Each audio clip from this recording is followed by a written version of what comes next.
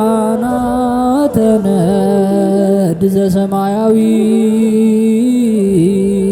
ማይፈድ በእንተ በግዑ እቀብዋ ነዛቲ ያዘድ።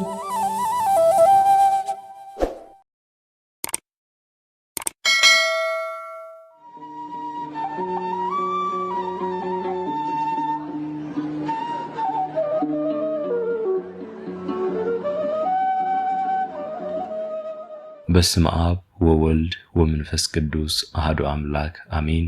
ሰላም እንደምንቆያችሁን ውድ የሊቃናት ሚዲያ ቤተሰቦቻችን፣ አሜን። እግዚአብሔር ስሙ ከዘላለም እስከ ዘላለም የከበረ የተመሰገነ ይሁን። በዛሬው ቪዲዮ ይዘንላችሁ የቀረብነው መጋቢት 28 የሚነበብ ስንክሳር ሲሆን ለዚህ ቁም ነገር አዘል ቻናል አዲስ የሆናችሁ እህት ወንድሞቻችን ቻናሉን ሰብስክራይብ በማድረግ እንዲሁም የደወል ምልክቷን በማብራትና ቪዲዮውንም ሼር ላይክ እያደረጋችሁ ቤተሰብ እንድትሆኑ ከወዲሁ የአክብሮት ግብዣችንን አቀረብን። ወደ ቪዲዮ እንሂድ። መልካም ጊዜ።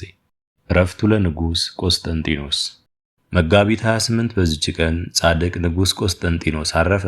የዚህ ቅዱስ አባቱ ስም ቁንስጣ የእናቱ ስም ኢሌኒ ነው።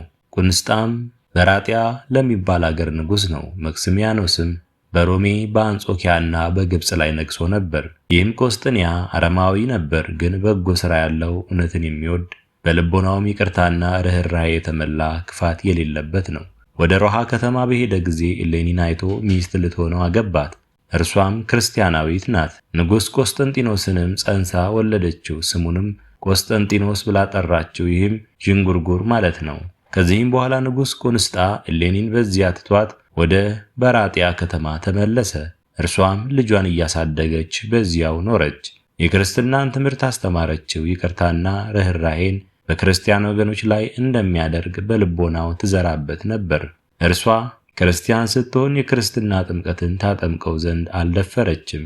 መንፈሳዊ ዕውቀትን ሁሉ በማስተማር አሳደገችው። ዳግመኛም ለመንግሥት ልጆች የሚገባውንም ሁሉ።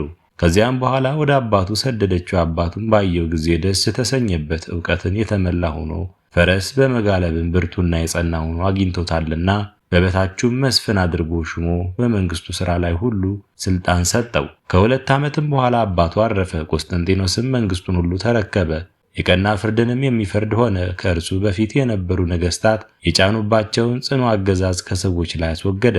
አሕዛብም ሁሉ ታዘዙለት፣ ወደዱትም። ያገዛዙ ቅንነትና የፍርድ ትክክለኛነት በአገሮች ሁሉ እስኪሰማ ተገዙለት።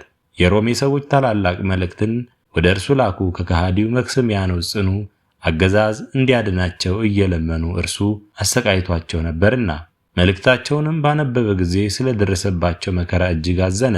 ያድናቸውም ዘንድ ምን እንደሚያደርግ በአደባባይ ተቀምጦ እያሰበ ሲያዝን፣ እነሆ ከቀኑ 6 ሰዓት በቀትር ጊዜ ኅብሩ እንደ ከዋክብት የሆነ መስቀል ታየው። በላዩም በዮናኒ ቋንቋ ኒኮስጣጣን የሚል ጽሑፍ አለ። ትርጓሜውም በዚህ ጠላትህን ድል ታደርጋለህ ማለት ነው። የመስቀሉን ብርሃን የፀሐይን ብርሃን ሲሸፍነው ባየ ጊዜ አደነቀ። በላዩ ስለተጻፈው ማሰቦ ለጭፍሮቹ አለቆችና ለመንግስቱ ታላላቅ ባለስልጣኖች አሳያቸው። እነርሱም ቢሆኑ ይህ መስቀል ስለምን እንደተገለጠ አላወቁም። በዚያችም ሌሊት የእግዚአብሔር መልአክ ለቆስጠንጢኖስ በራእይ ተገልጦ እንዲህ አለው፣ በቀን እኩሌታ በቀትር ባየኸው በዚያ መስቀል አምሳል ለአንተ ምልክት አድርግ፣ በእርሱም ጠላትህን ድል ታደርጋለህ አለው። ከእንቅልፉም በነቃ ጊዜ ልቡ ጸና። የወርቅ መስቀልም አሰርቶ በነገሰበት ዘውድ ላይ አደረገው። መኳንንቱንና ወታደሮቹን ጭፍሮችንም ሁሉ መስቀል ሰርተው በጦር መሳሪያቸው ላይ ያደርጉ ዘንድ አዘዛቸው። እነርሱም እንዳዘዛቸው አደረጉ። ይህም የሆነው በበራጢያ በነገሰ በ7ኛ ዓመቱ ነው። የሮሜን ሰዎች ከስቃያቸው ሊያድናቸው ሰራዊቱን ሰብስቦ ተነስቶ ወጣ። መክስሚያኖስም ሰምቶ ታላቅ ወንዝ ላይ ታላቅ ድልድይ ሰርቶ ወደ ቆስጠንጢኖስም ተሻግሮ ከእርሱ ጋር ተዋጋ። የመስቀሉን ምልክት ቀድሞ በታየ ጊዜ የመክስሚያኖስ ሰራዊት ድል ይሆኑ ነበር። የቆስጠንጢኖስም ሰራዊት ከመክስሚያኖስ ሰራዊት ብዙ ሰው ገደሉ። የቀሩትም ሸሽተው ሲሄዱ ከመክስሚያኖስ ጋር ሊሻገሩና ወደ ሮሜ ሊገቡ ድልድይ ላይ ወጡ። ድልድዩም ፈርሶ ፈርዖን ከሰራዊቱ ጋር እንደሰጠመ እንዲሁ መክስሚያኖስ ከሰራዊቱ ጋር ሰጠመ። ቆስጠንጢኖስም ወደ ሮሜ ከተማ ሲገባ የሮሜ ሰዎች ከካህናት ጋር መብራቶች ይዘው በዕንቁ የተሸለሙ አክሊሎችን ደፍተው እምቢልታ እየነፉ ተቀበሉት። የተማሩ ሊቃውንትንም የከበረ መስቀልን ሲያመሰግኑት የሀገራችን መዳኛ ይሉት ነበር። ለከበረ መስቀልም 7 ቀን በዓል አደረጉ። ቆስጠንጢኖስም ዳግመኛ በሮሜ ነገሰ። ከከሃዲዎች የሆኑ መክስሚያኖስና ዲዮቅልጥያኖስ ስለ ክብር ባለቤት ስለ ጌታችን ኢየሱስ ክርስቶስ ሃይማኖት ያሰራቸው እስረኞች ሁሉንም ፈታቸው። ደግሞ የጣዖታት ቤቶች ይዘጉ፣ አብያተ ክርስቲያናት ይከፈቱ ብሎ አዋጅ አስነገረ። ዳግመኛም ክርስቲያኖችን እንዲያከብሯቸው እንጂ እንዳያዋረዷቸው የጣዖታቱንም ገንዘብና ምድራቸውን ለካህናት እንዲሰጧቸው አዘዘ። ክርስቲያኖች በአረማውያን ላይ እንዲሾሙ አደረገ። ዳግመኛም አባቶቻችን ሐዋርያት እንዳዘዙ ማንም ሰው በሰሞነ ሕማማት ሥራ እንዳይሰራ አዘዘ። በነገሰ በ11 ዓመት በሮሜ ሊቀ ጳጳሳት በሶል ጴጥሮስ እጅ የክርስትና ጥምቀትን ተጠመቀ። ሰራዊቱም ሁሉ። ይህም የከበረ መስቀል ከተገለጠበት በኋላ በ4 ዓመት ነው።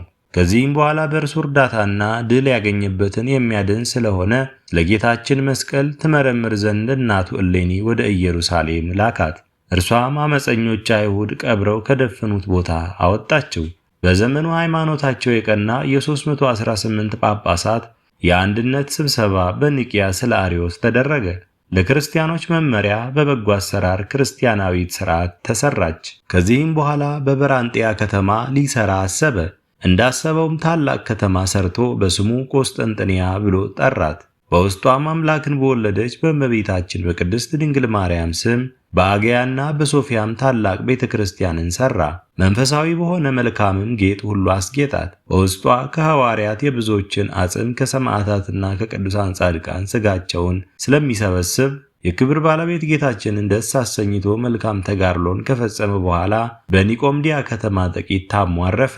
ገንዘውም በወርቅ ሳጥን አድርገው ተሸክመው ወደ ቁስጥንጥንያ ደረሱት። የጳጳሳት አለቆችና ካህናቱ ከሁሉ ሕዝብ ጋር ወጥተው ተቀበሉት። በብዙ ጸሎት በመዘመርና በመሐሌት በምስጋና ወደ ከበሩ ሐዋርያት ቤተ መቅደስ አስገብተው በክብር አኖሩት። በረከቱ ከእኛ ጋር ለዘላለሙ ትኖር አሜን። አስጀምሮ ላስፈጸመን ለልዑል እግዚአብሔር ክብር ምስጋና ይሁን መቼ ለዘላለሙ አሜን። ውድ የሊቃናት ሚዲያ ቤተሰቦቻችን መጋቢት 28 የሚነበብ ስንክሳር ወደ እናንተ አቀረብን። ይህን ይመስል ነበር። በቀጣይ በአዲስ ክፍል እስከምንገናኝ ድረስ እግዚአብሔር ቸር ያቆየን። መልካም ጊዜ